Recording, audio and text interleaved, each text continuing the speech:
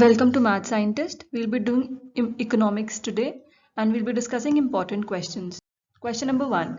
Gudgill formula is concerned with fourth 5 year plan, sixth 5 year plan, first 5 year plan या third 5 year plan. तो हमने 5 year plans के बारे में पिछले lectures में पढ़ा है. I hope you are clear with the concept of 5 year plans and हमने किस country से adopt करा था. तो यहाँ पे गडगिल फॉर्मूला की बात करिए तो this is the answer for this third 5 year plan. Gadgil formula third 5 year plan में एप्लीकेबल था. थर्ड 5 year प्लान का डेट्स है 1961 से 66 और गडगिल फॉर्मूला इसमें कंसर्न्ड है. Question number 2. Which of these is written by Dadabhai Naoroji?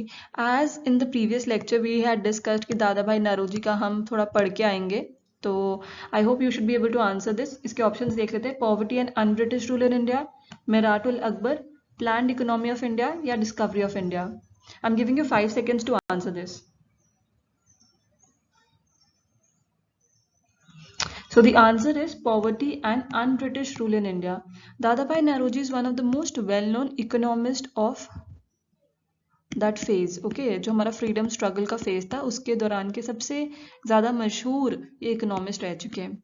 अब जब आप मिराटुल अकबर की बात करो तो if you've heard the name of Raja Ram Mohan Roy, he was the author for this.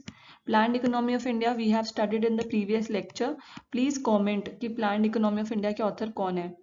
और डिस्कवरी ऑफ इंडिया के ऑथर थे Jawaharlal Nehru ji. Okay, so which of these is written by Dadabhai Naoroji? Poverty and un British rule in India. Question number 3. Who made the first attempt to estimate the national income of India? Dadabhai Naoroji, R C. Dutt, V K R V. Rao या P C. महालोबनस. तो पहला attempt किसने लगाया था? वो था Dadabhai Naoroji. He was the first. He made the first attempt to estimate the national income of India. Okay, Dadabhai Naoroji, first attempt to estimate the national income of India. Question number 4.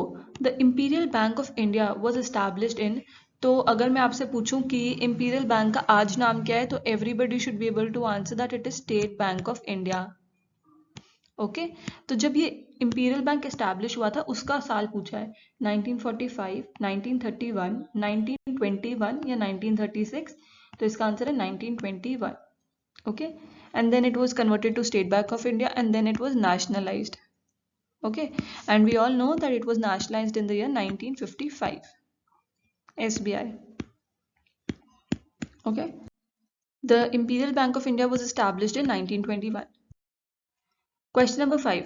Mumbai Stock Exchange was established in 1875, 1948, 1952 या 1891. तो इसका answer है 1875. अब देख रहे हैं so early. 1875 में Mumbai stock exchange established हो गया था. 1875 is the year Mumbai Stock Exchange was established. Question number 6. NABARD was established in 1982, 1964, 1980 या 1990. तो इसका आंसर है 1982. अब नाबार्ड के बारे में थोड़ा देख लेते हैं कि इसका फुल फॉर्म है national bank for agriculture and rural development. 1982 में इस्टेब्लिश हुआ था और मुंबई में इसका हेडक्वार्टर्स है. Okay, question number 7. The headquarters of RBI is in Mumbai, Kolkata, Delhi या चेन्नई. तो कई बार क्वेश्चन में ना डायरेक्टली हेडक्वार्टर्स के बारे में पूछते हैं, बी इट नेशनल बॉडीज और इंटरनेशनल. जैसे UN कहाँ पे है, यूनेस्को का कहाँ है. तो I think this is important. Headquarters आपको पता होना चाहिए इंपॉर्टेंट ऑर्गेनाइजेशंस के. तो RBI का हेडक्वार्टर यहाँ पे पूछा है तो इसका आंसर है Mumbai. RBI is headquartered at Mumbai. Next, question number 8. The majority workers in India are casual workers, self-employed, regular salaried workers या none of these. Please learn the answer for this is self-employed. Majority of Indian workers are self-employed. ठीक है, self-employed का मतलब आप समझते हैं ना, खुद ही employment करा हुआ generate. Okay, self-employed. Question number 9. Which of the following institutions does not provide loans directly to the farmers? कि अगर आप बैंक के पास जाओ और आप डायरेक्टली नहीं एक्सेस कर सकते उसका पूछा है.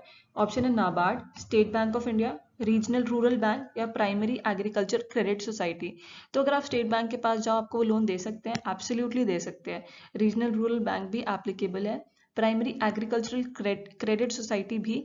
नाबार्ड इज एन इंस्टीट्यूशन जहां से आप डायरेक्टली नहीं लोन लेते, ठीक है। नाबार्ड आगे दूसरों को देती है एज एन कई इंस्टीट्यूशंस को, एंड आप उन इंस्टीट्यूशंस को एक्सेस कर सकते हैं लोन के लिए। That is how the functioning of NABARD is. Which of the following institutions does not provide loans directly to the farmers? The answer would be NABARD. Question number 10. Who was the chairman of the 15th Finance Commission? Okay. विजय केलकर, केसी पंत, सी रंगराजन या N K Singh. तो हमने finance commission के बारे में बहुत बार पढ़ लिया हुआ है। ये कॉन्स्टिट्यूशनल बॉडी है, पहली बात तो ये आर्टिकल 280 में लिखी गई है, और प्रेसिडेंट इसको कॉन्स्टिट्यूट करते हैं, ठीक है।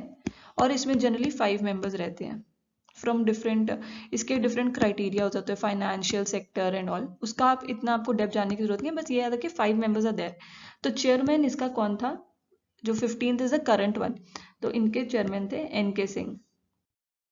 Who was the chairman of the 15th Finance Commission? It is NK Singh. That's all for today. Thank you so much. I hope you like my lecture.